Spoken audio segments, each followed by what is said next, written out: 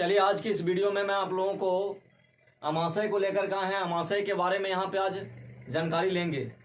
इस वीडियो में अमाशय के बारे में जानकारी लेंगे और अमाशय से जुड़ा हुआ यहाँ पे जठर रस जठर ग्रंथियों के बारे में विस्तार से चर्चा करेंगे। यहाँ पे ये जो है ऐसे पाचन तंत्र का ये जो ऐसे मनुष्य की आहार नाल पाचन तंत्र का चौथा भाग है। हमने पहला यानी 3 भाग यानी इससे पहले जो ऐसे 3 भाग हमने बताया है। 3 भाग में सबसे पहला भाग जो था सबसे पहला पार्ट 1 वाला वीडियो जो था उसमें हमने पढ़ा है मुख के बारे में, मुख गुहा के बारे में। मुख गुहा के बाद जो है हमने पढ़ा है उसमें जीभ और दांत के बारे में। हमने दूसरा भाग में जाना था दंत अस्थि क्षय के बारे में, दंत अस्थि क्षय क्या होता है। और दूसरा भाग में हमने ये भी जाना था कि लार ग्रंथि कितने प्रकार के होते हैं, ये लार ग्रंथियों के बारे में। और इससे पहले वाले वीडियो जो था तीसरा भाग में, वो तीसरा भाग में हमने जाना था कि ये जो है से ग्रासनी क्या होता है, ग्रास नली क्या होता है। और ग्रासनी और ग्रास नली के बीच में कंठ द्वार और क्या तो निगल द्वार, ये सब के बारे में हमने विस्तार से चर्चा किया था। अगर आप उस वीडियो को सब नहीं देखा है तो सबसे पहले जाकर के आप उस वीडियो को देख लें ताकि ये जो है से भाग 4 जो है से आपको पूरी तरह से समझ में आए। तो चलिए आज का वीडियो में स्टार्ट करता हूँ।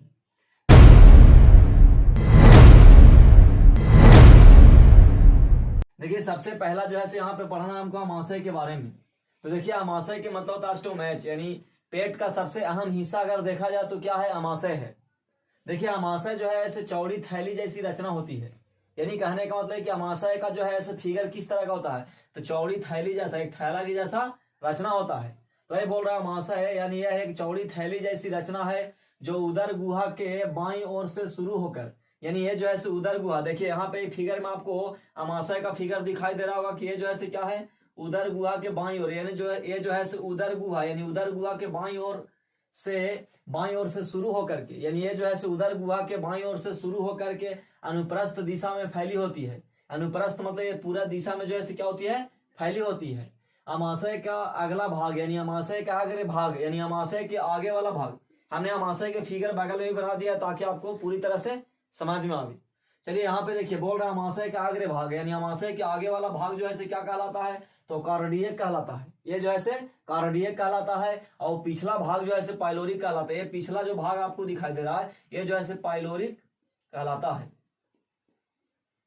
यानी अमाशय का ऊपर वाला भाग यानी अगला भाग जो है क्या कहलाता है, तो कार्डियक कहलाता है।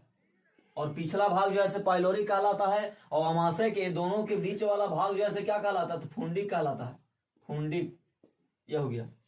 यानी अमाशय में जो है 3 तरह का भाग होता है, जिसमें ऊपर वाले भाग को यानी अमाशय के अगला भाग को कार्डियक कहते हैं और पिछला भाग को क्या कहते हैं, तो पाइलोरिक कहते हैं। और ये दोनों के बीच वाला जो भाग होगा उसको क्या बोलेंगे, फुंडिक।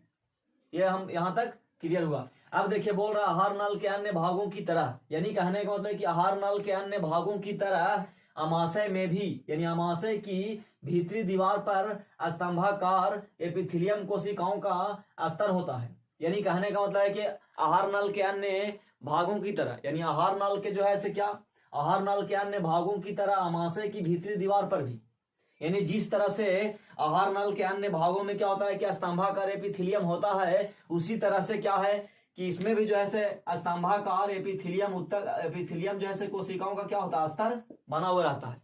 यानी स्तंभाकार एपिथेलियम उत्तक ये जो है क्या होता है, इसका स्तर बना हुआ रहता है। यानी कहने का मतलब है कि आहार नल के अन्य भागों की तरह जिस तरह से आहार नल के सभी भागों के अंदर क्या होता है कि अंदर के भीतरी दीवार पे क्या होता है कि स्तंभाकार एपिथेलियम उत्तक का एपिथेलियम कोशिकाओं का स्तर होता है। अब ये कोशिकाओं का यह स्तर जगह जगह पर क्या होता है, अंदर की ओर धंसा रहता है। यानी देखिए अंदर में जो है क्या रहेगा आपको, ये जो है क्या होता है, स्तंभाकार एपिथेलियम कोशिकाएं रहते हैं। और ये स्तंभाकार एपिथेलियम कोशिकाओं में क्या होता है कि जगह जगह पे क्या होता है कि धंसा हुआ रहेगा, आपको इस तरह से धंसा हुआ रहता है। अब इन्हीं धंसे हुए भागों में कोशिकाएं, यानी कहने का मतलब है कि अमाशय ग्रंथि या जठर ग्रंथि का निर्माण करती है। यानी कहने का मतलब है कि अमाशय के भीतरी दीवार में क्या होता है कि एपिथेलियम कोशिकाओं का क्या स्तर बना रहता है। यानी अमाशय के भीतरी दीवार पे क्या होता है कि एपिथेलियम कोशिकाओं का स्तर बना होता है। और इन स्तर में क्या होता है कि जगह जगह पे धंसा हुआ रहता है। और धंसे हुए भागों में यानी स्तंभाकार एपिथेलियम में जो धंसा हुआ भाग रहता है, वो धंसा हुआ भाग में क्या होता है कि जठर ग्रंथि या अमाशय ग्रंथि या जठर ग्रंथि का क्या होता है, निर्माण होता है।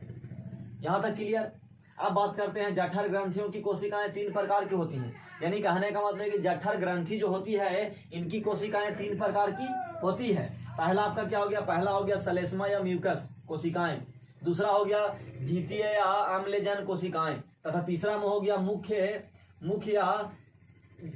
जाइमोजिन कोशिकाएं, मुख्य जाइमोजिन कोशिकाएं। ये इन तीनों प्रकार की कोशिकाओं यानी तीनों प्रकार की कोशिकाओं के स्राव का सम्मिलित रूप जठर रस कहलाता है। यानी कहने का मतलब है कि हमने जाना कि क्या होता है कि अमाशय है, अमाशय के अगला भाग को कार्डियक और पिछला भाग को क्या कहते हैं, पाइलोरिक कहते हैं। यहाँ जो ऐसे मैं फिर से रिपीट कर दे रहा हूँ ताकि आपको पूरी तरह से समझ में आए। हमने जाना कि अमाशय के अगला भाग को क्या कहते हैं, यानी अमाशय एक चौड़ी थैली जैसी रचना है, इसका अगला भाग को कार्डियक और पिछला भाग को पाइलोरिक कहते हैं, और इन दोनों के बीच वाले भाग को फुंडिक कहते हैं। यानी आहार नल के अन्य भागों की तरह अमाशय के भीतरी दीवार यानी अमाशय की भीतरी दीवार पे क्या होता है कि एपिथेलियम यानी स्तंभाकार एपिथेलियम उत्तक एपिथेलियम कोशिकाओं का स्तर बना होता है। यानी अमाशय के भीतरी दीवार में क्या होता है कि स्तंभाकार एपिथेलियम कोशिकाओं का क्या रहता है, तो दीवार स्तंभ बना हुआ रहता है। अब इन स्तंभों में क्या होता है कि जगह जगह पे धंसा हुआ रहता है, और जो वाला भाग धंसा हुआ रहा तो वही धंसा हुआ भाग में, यानी कहने का मतलब स्तंभाकार एपिथेलियम में जो धंसा हुआ भाग होता है वही धंसा हुआ भाग में किसका निर्माण होता है, तो अमाशय ग्रंथि का निर्माण होता है या फिर जठर ग्रंथि का निर्माण होता है। यानी अमाशय ग्रंथि को ही जठर ग्रंथि कहते हैं। अब बोल रहा है जठर ग्रंथियों की कोशिकाएं 3 प्रकार की होती हैं। कितने प्रकार की होती हैं, 3 प्रकार की। जठर ग्रंथि की कोशिकाएं 3 प्रकार की होती हैं। इसमें पहला जो है क्या है, सलेस्मा या म्यूकस कोशिकाएं, दूसरा है भीतीय या आम्लजन कोशिकाएं, उसके बाद तीसरा है मुख्य या जाइमोजिन कोशिकाएं। अब इन तीनों कोशिकाओं से, यानी कहने का मतलब कि जठर ग्रंथि में जो 3 कोशिकाएं हमने बताया, ये तीनों कोशिकाएं से निकालने वाली स्राव, यानी स्राव का मतलब है कि इससे जो भी रस जो बहता है, यानी इस रस का स्राव होता है, यही स्राव रस को क्या कहते हैं, जठर रस कहलाता है। यानी कहने का मतलब है कि ये जो है जठर ग्रंथि के अंदर, जठर ग्रंथि या अमाशय ग्रंथि के अंदर जो 3 प्रकार की कोशिकाएं हमने बताया, ये 3 प्रकार की कोशिकाओं से निकलने वाले रस को ही क्या कहते हैं, जठर रस कहते हैं। ये हमने जान गया जठर रस। आपसे कोई पूछेगा जठर रस क्या होता है, एग्जाम्पल में जठर रस मतलब ये एग्जाम में जो है जठर रस पूछता है तो जठर रस बोलेगा, तो इसका मतलब है कि जठर ग्रंथि यानी जठर ग्रंथि के कोशिकाओं में जठर ग्रंथि के कोशिकाओं के द्वारा निकालने वाले रस को क्या कहते हैं, क्या कहते हैं, जठर रस कहते हैं। अब देखिए जठर रस में, अब जब जठर रस निकलता है वो जठर रस में क्या क्या चीज होता है, तो आपका हाइड्रोक्लोरिक अम्ल होता है, फिर आपका म्यूकस या सलेस्मा होता है, तथा फिर क्या होता है, निष्क्रिय पेप्सिनोजेन होता है।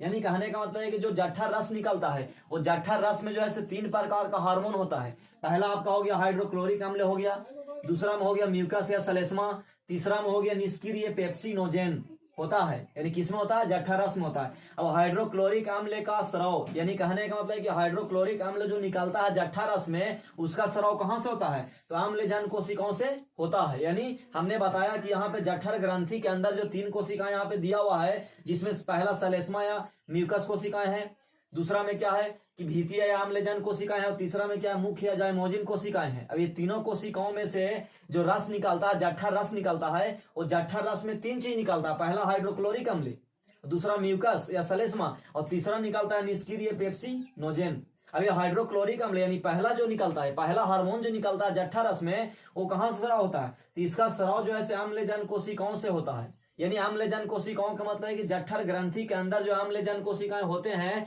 ये आम्लजन कोशिकाओं से किसका स्राव होता है, तो यानी हाइड्रोक्लोरिक अम्ल का स्राव होता है। यहां तक क्लियर। अब बात करते हैं, ये तो हो गया।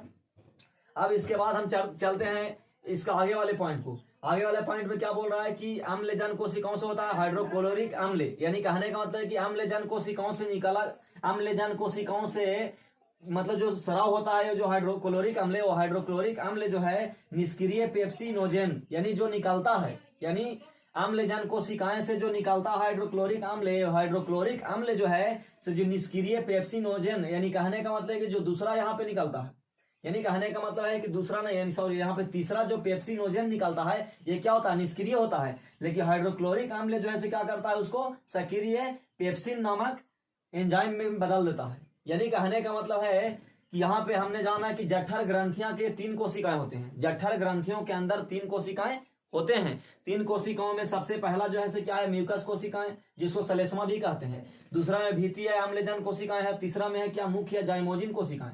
अब ये आम्लजन कोशिकाओं से क्या निकलता है, तो हाइड्रोक्लोरिक अम्ल निकलता है। अब हाइड्रोक्लोरिक अम्ल जो निकलता है वो हाइड्रोक्लोरिक अम्ल का काम क्या है, तो हाइड्रोक्लोरिक अम्ल जो है से निष्क्रिय जो पेप्सिनोजेन निकला, यानी जो तीसरा में जो पेप्सिनोजेन जो निकल रहा है निष्क्रिय, इसको क्या करता है, यानी हाइड्रोक्लोरिक अम्ल इसको जो है से सक्रिय में चेंज करता है। किसके रूप में, तो पेप्सिन नामक एंजाइम के रूप में।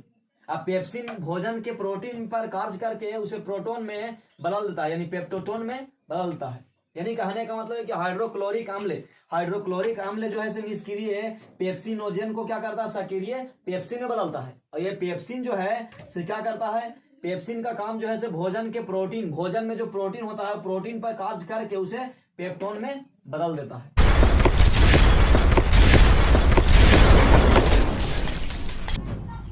हाइड्रोक्लोरिक अम्ल जीवाणुनाशक की तरह भी कार्य करता है। यानी कहने का मतलब है कि वहाँ पर जो हाइड्रोक्लोरिक अम्ल जो निकलता है, यानी हमारे आमाशय में से जब हाइड्रोक्लोरिक अम्ल जब निकलता है तो हाइड्रोक्लोरिक अम्ल जो है से जीवाणुनाशक की तरह भी कार्य करता है तथा भोजन के साथ आने वाला बैक्टीरिया, यानी भोजन के साथ जब बैक्टीरिया जो आती है वो बैक्टीरिया को भी नष्ट कर देता है। जब क्या होता है कि हम लोग अगर मान लीजिए कि ज़्यादा दिन का भोजन करते हैं, इसमें मान लीजिए बासी भोजन करते हैं, तो उसमें बहुत अनेक प्रकार की बैक्टीरिया भी जाते हैं भोजन के साथ, जो हमें दिखाई नहीं पड़ता है, तो बैक्टीरिया को भी क्या करता है, तो यानी हाइड्रोक्लोरिक अम्ल नष्ट कर देता है। म्यूकस का स्राव म्यूकस कोशिकाओं से होता है। यानी म्यूकस जो एंजाइम्स है वो निकलता है कहाँ से, म्यूकस कोशिकाओं से निकलता है। म्यूकस आमाशय, यानी म्यूकस आमाशय की दीवार तथा जठर ग्रंथियों को हाइड्रोक्लोरिक अम्ल तथा एंजाइम पेप्सिन से सुरक्षित रखता है। यानी म्यूकस आमाशय, यानी म्यूकस जो है से आमाशय की दीवार तथा जठर ग्रंथियों को हाइड्रोक्लोरिक अम्ल तथा एंजाइम पेप्सिन से सुरक्षित रखता है।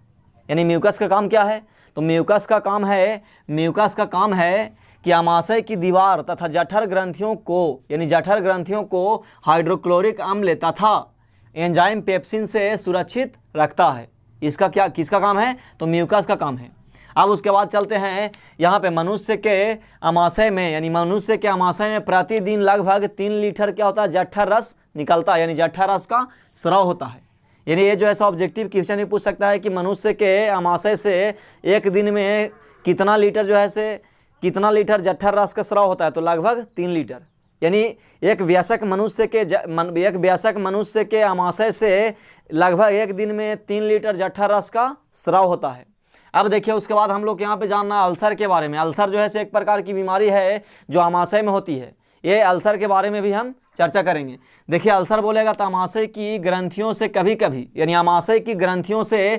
कभी अत्यधिक अम्लीय स्राव होने लगता है। यानी कहने का मतलब है कि अत्यधिक अम्लीय स्राव मतलब है कि हाइड्रोक्लोरिक अम्ल जो है अधिक मात्रा में क्या होता है, निकलना शुरू हो जाता है, जिसके कारण इनकी दीवार को सुरक्षित रखने वाला म्यूकस। अभी हमने बताया कि म्यूकस का काम क्या है, तो म्यूकस का काम है कि जठर ग्रंथियों को हाइड्रोक्लोरिक अम्ल, यानी म्यूकस का काम है कि आमाशय की दीवार तथा जठर ग्रंथियों को हाइड्रोक्लोरिक अम्ल तथा क्या, तो एंजाइम पेप्सिन से सुरक्षित रखता है। लेकिन क्या होता है कि जब हाइड्रोक्लोरिक अम्ल की मात्रा जब बढ़ जाती है, यानी कहने का मतलब है कि जब कभी कभी क्या होता है कि हाइड्रोक्लोरिक अम्ल यानी अम्लीय स्राव का मतलब अत्यधिक जब आने लगता है, यानी अम्लीय स्राव जो है से अत्यधिक मात्रा में होने लगता है, जिसके कारण क्या होता है कि इनकी दीवार को सुरक्षित रखने में, यानी कहने का मतलब है कि इनकी दीवार को सुरक्षित रखने वाला म्यूकस, यानी आमाशय की दीवार को सुरक्षित रखने वाला म्यूकस का स्राव घट जाता है। यानी म्यूकस का स्राव क्या होता है, घट जाता है, क्योंकि अम्लीय स्राव जो है वहाँ पे बढ़ जाता है, जिसके वजह से क्या होता है, ऐसी स्थिति में